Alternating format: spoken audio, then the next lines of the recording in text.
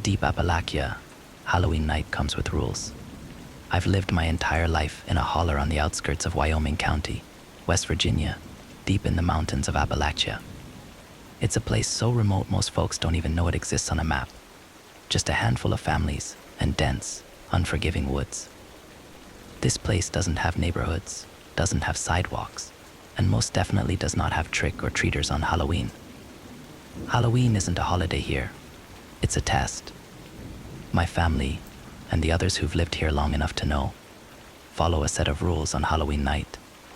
It's not tradition or superstition. It's survival. Those who didn't follow the rules didn't live long enough to tell anyone about it. Our rules aren't just about keeping doors locked or avoiding dark places. They're specific, with reasons rooted in events we don't talk about. My dad always said they came from my great-grandmother's time, when people came to these mountains from Scotland and still believed in the old ways.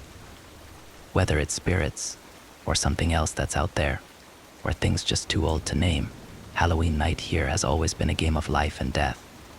And each rule existed to give you just enough of an edge to make it through till morning. The first time I broke a rule, I learned why they exist, and I'll never forget it. Every October, around the second week, the rules went up on the fridge. We lived by them. My family took them seriously, and not just in a keep the kids safe kind of way. No, these rules were for everyone. Break one, and you'd put us all in danger. Here's how they go. If you hear 3 knocks at the door after sunset, do not answer. If you hear a single, hard knock, open the door. But do not look at who stands there. Hold out a basket of freshly baked bread, and wait until you hear the footsteps leaving to shut the door. If you hear someone call your name from the woods, do not answer. If you see a figure at the tree line wearing a wide-brimmed hat, do not look at him for longer than 1 second. If you hear chains dragging on the ground, sprinkle salt on all windowsills and door thresholds within 1 minute. If a candle is burning in the window of the old, abandoned Anderson cabin up the hill, stay indoors, no matter what. These rules didn't exist for no reason. They were handed down because bad things had happened. People vanished, people died, and strange things occurred. That's just how it was. I remember one specific year, years back, when Halloween night fell on a full moon. The air felt different, charged. My dad had a sense for when things were going to be bad. You could just feel it in the holler, thick in the air, like something breathing down your neck. Dad told us to get all the preparations done early. Salt the windows, now he instructed, standing by the door, his face tight with worry. We're not waiting for the chains. I followed his orders without question, pouring salt along each windowsill and at the front and back door thresholds.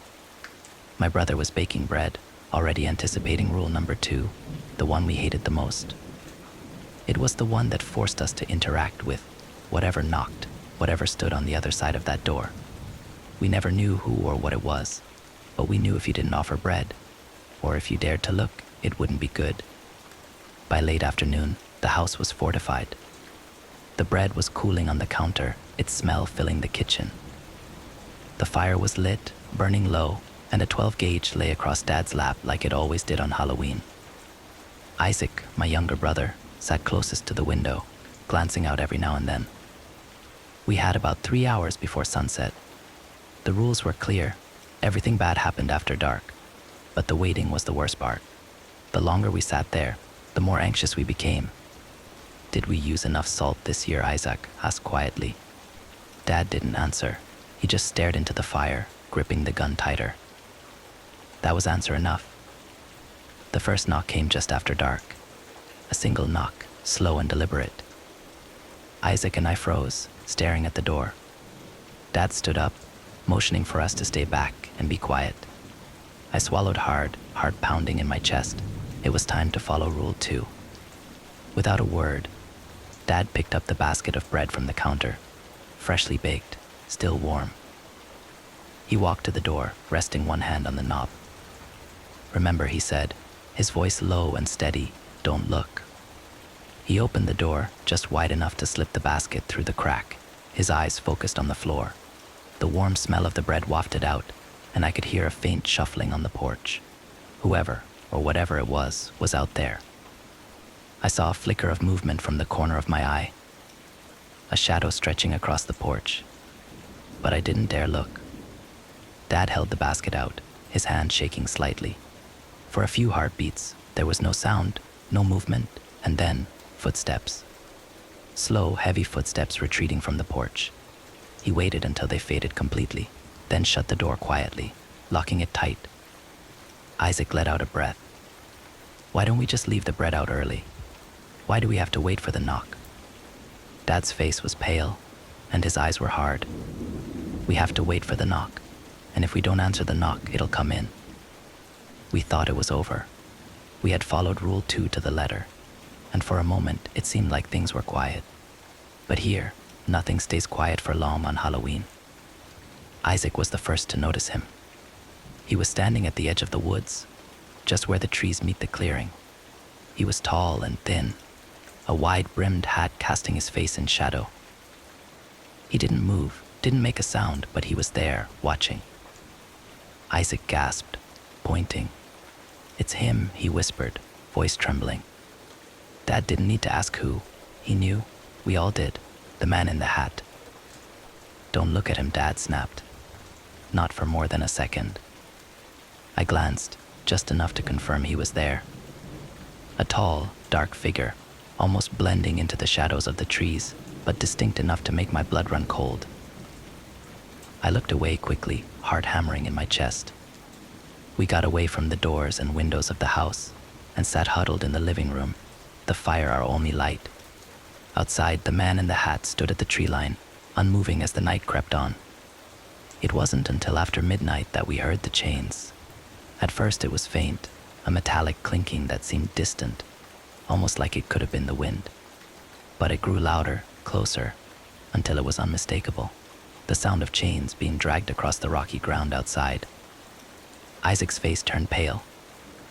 He shot me a look, wide-eyed and terrified. "The salt," he whispered. Dad nodded grimly. "Go check." I got up slowly, trying to control the tremor in my legs. I circled the house, inspecting every window and door frame. The salt lines were intact. Nothing had disturbed them. The chains continued to scrape outside, dragging closer and closer, but we didn't dare open the door. We didn't dare look. We stayed inside, sitting together in the flickering light of the fire, listening to the sound of the chains until the first light of dawn broke through the windows. We had made it through the night. The man in the hat was gone. The chains had stopped. But as the morning light seeped through the shutters, I glanced toward the old Anderson cabin up the hill, and there it was. A single candle still burning in the window. The rules are clear.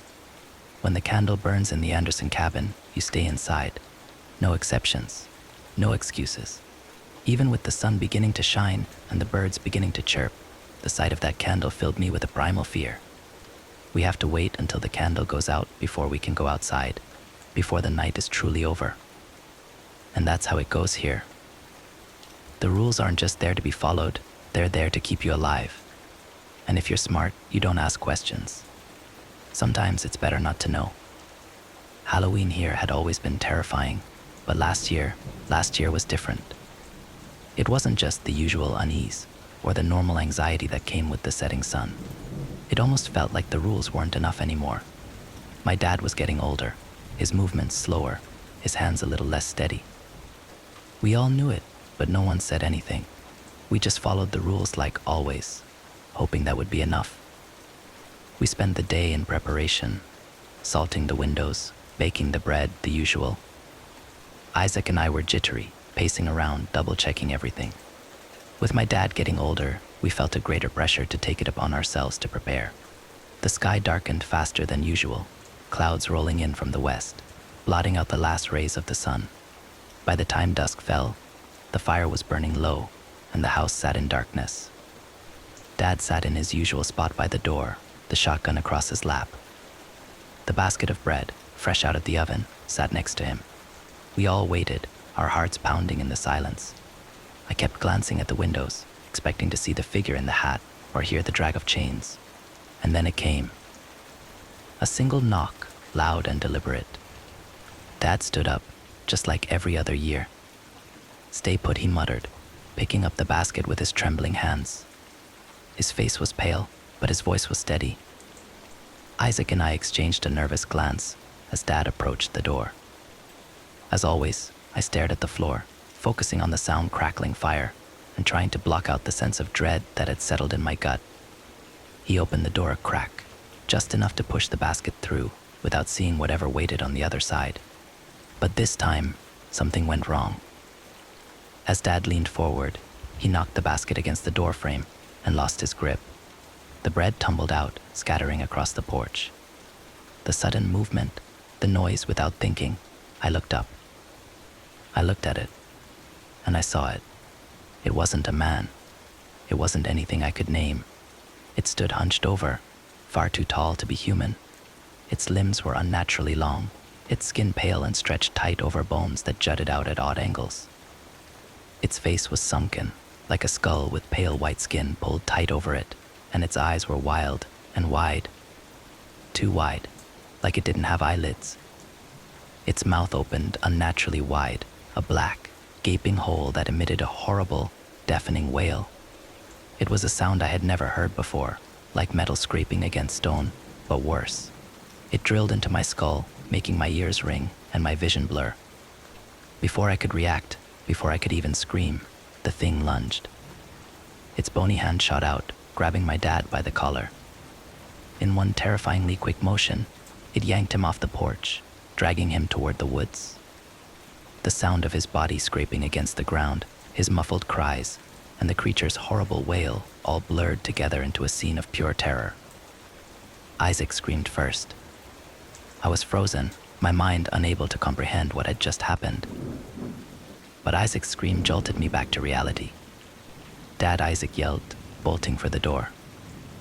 I followed, my legs shaking, and my heart pounding so hard it felt like it would burst out of my chest. We ran out into the cold night air, toward the edge of the woods where we could still hear Dad's faint cries.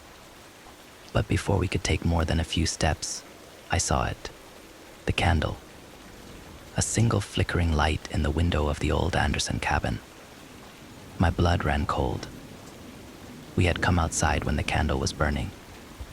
I grabbed Isaac's arm, pulling him to a stop. "Wait," I whispered, voice shaking. The cabin. As if on cue, the door of the cabin suddenly flew open with a loud crash, as if something unseen was about to come storming out. Something angry, something that should not have been awakened. "We have to go," I shouted, dragging Isaac back toward our house. We scrambled inside, slamming the door shut behind us. I locked it, my hands trembling so badly I could barely turn the key. The shotgun was still on the floor by Dad's chair, but it felt useless. What good would it do against something like that? But the night was far from over. We huddled in the living room, terrified, waiting for the next rule to break. Isaac was crying, his hands shaking as he tried to steady his breathing. I stared at the door, half expecting something to come crashing through at any moment. The chains came next. We heard them clattering on the ground, dragging closer and closer.